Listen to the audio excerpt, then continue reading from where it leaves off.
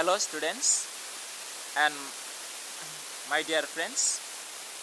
जोङो दिनै सोलोंगोन narration of assertive sentence. Assertive sentence नि narration. Direct narration आव दङ he says I read every day. बियो बुंदों आं सानफ्रोमबो बिजाब फरायो. Indirect narration he says that he reads every day. बियो बुंदों दि बियो सानफ्रोमबो फरायो. दानिया बेवहाय माबोरै खालामखो बे he says बेखौ रिपर्टिं भार्ब होननानै बुंनाय जायो. बेयाव he said बा he says बेबायदि जागोन. says आ प्रेजेन्टआव दं ओंखायनो बे प्रेजेन्ट फर्मआवनो थादों.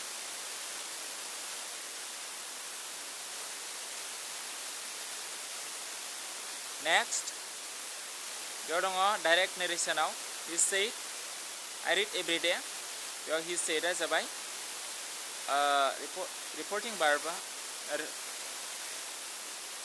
रिपर्टिं भार्बा माने प्रेजेन्ट फार्स्टआव दङ बेनिखायनो बियो फार्स्टआव जादों इनडाइरेक्टआव he said that he read every day. बियो बुंदों दि बियो सानफ्रोमबो फरायोमोन होननानै बुंनाय जादों. गोसोआव लाबानो जाबाय नैबे जेब्ला रिपर्टिं भार्बा फार्स्टआव थागोन अब्ला रिपर्टेड स्पिचआबो फार्स्टआवहाय थायो. बेनिखायनो he said that he read every day बेबायदि जादों आरो. बे बुंदों दि बियो सानफ्रोमबो फरायोमोन. Direct he says I am reading a book. बियो बुंदों आं बिजाब फरायगासिनो दङ. Indirect he says that he is reading a book. बियो बुंदों दि बियो बिजाब फरायगासिनो दङ. दानिया बेखौ माबोरै खालामखो आं दहाय बुंखादों रिपर्टिं भार्बा प्रेजेन्ट बा बे प्रेजेन्टआवनो थायो. ओंखायनो बे प्रेजेन्टआव थादों आरोखि. रिपर्टेड स्पिचआबो प्रेजेन्टआवनो थादों.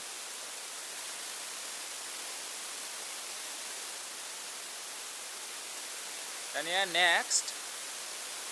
नेक्स्टआव दङ डाइरेक्ट नेरेसनाव दङ he said बियो बुंदोंमोन I am reading a book.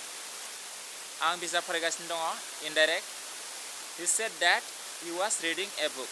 बियो बुंदों दि बियो बिजाब फरायगासिनो दङमोन. बेखौ माबोरै खालामखो होननानै बुंबा बे रिपर्टिं भार्बा फार्स्टआवमोन नालाय ओंखायनो नैबे इनडाइरेक्ट नेरेसनावबो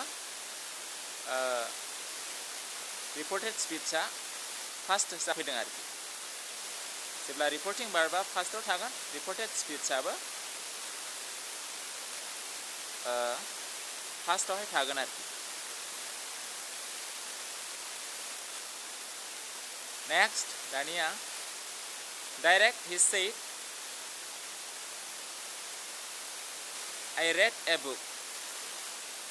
बियो बुंदोंमोन आं बिजाब फरायदोंमोन. Indirect he said that he had read a book. बियो बुंदों दि बियो बिजाब फरायदोंमोन. थारमाने नैबे फार्स्ट इनडिफिनिट टेन्स जायोबा रिपर्टिं स्पिचआ इनडाइरेक्ट नेरेसनाव मा जायो जे फार्स्ट पारफेक्ट जायो आरो. फार्स्ट पारफेक्ट जायो. ओंखायनो he had read a book जादों. बुजिबाय जानो हागौ. दानिया नेक्स्टआव दङ डाइरेक्ट नेरेसन he said बियो बुंदोंमोन I was reading a book. आं बिजाब फरायगासिनो दंमोन. Indirect he said that he had been reading a book. बियो बुंदोंमोन दि बियो बिजाब फरायगासिनो दंमोन. दानिया बेखौ माबोरै खालामखो बेवहाय रिपर्टेड स्पिचआ फार्स्ट कन्टिनिउआसआव दङ आरो जेब्ला फार्स्ट कन्टिनिउआसआव थागोन अब्ला इनडाइरेक्ट नेरेसनाव बियो फार्स्ट कन्टिनिउआस टेन्स जागोन. ओंखायनो हेड बिन जादों आरोखि. बुजिबाय जानो हागौ. दानिया नेक्स्ट डाइरेक्ट नेरेसनाव दङ he said बियो बुंदोंमोन I shall read a book. आङो गांसे बिजाब फरायगोन. इनडाइरेक्टआव दङ he said that he would read a book. बियो बुंदोंमोन दि बियो गांसे बिजाब फरायगोन. दानिया shall आरो will बियो would जायो. बेनिखायनो बेयाव would जादों आरोखि. बबे समाव फिउचार टेन्सआवहाय. गोसोआव लादो shall willआ would जायो. बेनिखायनो बेवहाय would बसायनाय जादों. बे I shallआ he would जादों माने आइया he जायो नालाय he would जादों आरोखि मोजां गोसोआव लाबानो जाबाय आरो नोंसोरो बुजिबायबो जानो हागौ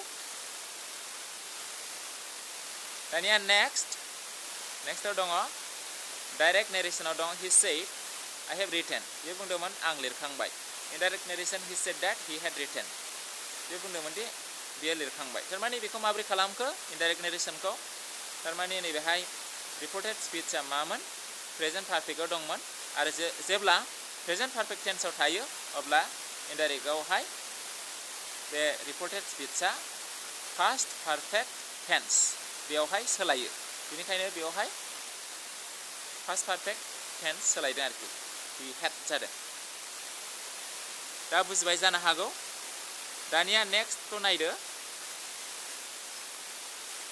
डाइरेक्ट नेरेसनाव दङ he said बियो बुंदोंमोन I was writing a poem आङो दोंसे खन्थाइ लिरगासिनो दंमोन इनडाइरेक्टआव दङ he said that he had been writing a poem थारमाने जेब्ला फार्स्ट कन्टिनिउआस जायो अब्ला बियो indirect नेरेसनावहाय first perfect continuous tense बेयावहाय सोलायो ओंखायनो बेयावहाय had been writing a poem बेबायदि जादों दा नोंसोरो बुजिबाय जानो हागौ गोसोआव लादो जेब्ला फार्स्ट कन्टिनिउआस जायो अब्ला नैबे indirect नेरेसनाव first perfect continuous tense जायो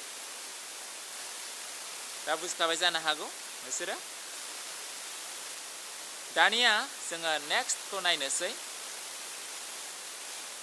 डाइरेक्ट he said बियो बुंदोंमोन I shall be writing a poem आङो दोंसे खन्थाइ लिरबाय थागोन indirect narration he said that he would be writing a poem आं दहाय बुंखादों shall willआ would जायो बेनिखायनो बेयावहाय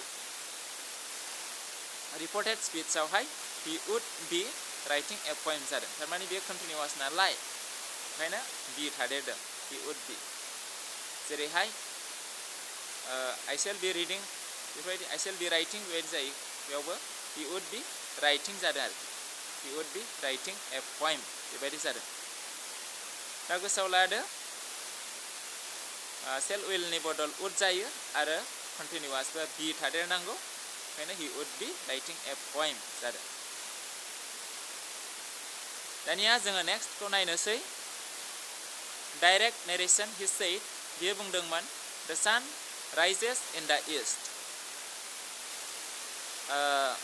साना सानजाहा ओंखारो direct narration he said that the sun rises in the east बेखौ माबोरै खालामखो थारमाने जेब्ला इउनिभार्सेल ट्रुथ एबा अरायबो सैथो बेबायदि बाथ्राया सोलाया बियो प्रेजेन्ट इनडिफिनिट टेन्सआवनो थायो बे रिपर्टिं बार्बा फार्स्टआव थायोबाबो रिपर्टेड स्पीचआ प्रेजेन्ट इनडिफिनिट टेन्सआवनो थायो सैथो बाथ्राब्ला बेखौ मोजाङै गोसोआव ला सैथो बाथ्राब्ला बियो रिपर्टेड स्पीचआबो प्रेजेन्ट इनडिफिनिट टेन्सआवनो थायो गासिबो सैथो बाथ्रायानो ओंखायनो बेयाव he said that the sun rises in the east बियो बुंदों दि साना सानजाहा ओंखारो बेबायदि होननानै बुंनाय जादों आरोखि दानिया नेक्स्टआव दङ नै डाइरेक्ट नेरेसनाव दङ he said बियो बुंदोंमोन I had written a poem आं दोंसे खन्थाइ लिरखांबायमोन एबा लिरदोंमोन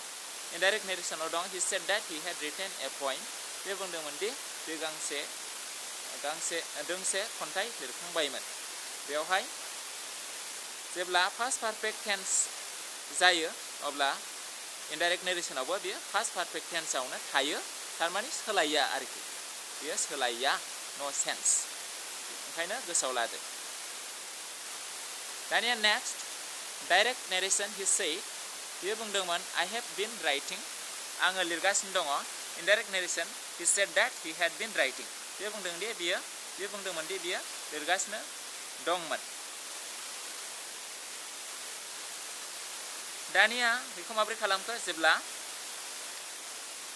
प्रेजेन्ट पारफेक्ट टेन्स जायो बेखौ नैबे इनडाइरेक्टआवहाय फार्स्ट पारफेक्ट कन्टिनिउआस टेन्स जायो बेखौ मोजाङै गोसोआव लादो दानिया next direct narration he said I had been writing आं लिरगासिनो दंमोन indirect he said that he had been writing बियो बुंदों दि बियो लिरगासिनो दंमोन।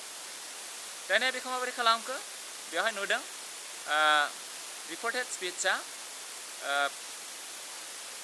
फार्स्ट पारफेक्ट कन्टिनिउआस टेन्सआव दङ आरो बे फार्स्ट पारफेक्ट कन्टिनिउआस टेन्सआबो सोलाया बियो indirect narration first perfect continuous tense बेयावनो थायो बेनिखायनो बियो बेबायदिनो जाबाय गोसोआव लाबानो जाबाय गोरलैसो अके दाना नेक्स्टआव दं नै please subscribe my YouTube channel to get new updates माने साबस्क्राइब खालामनानै ला आंनि चेनेलखौहाय बेयो फ्रिसो बेवहाय जेबो गरसेबो फैसा थाङा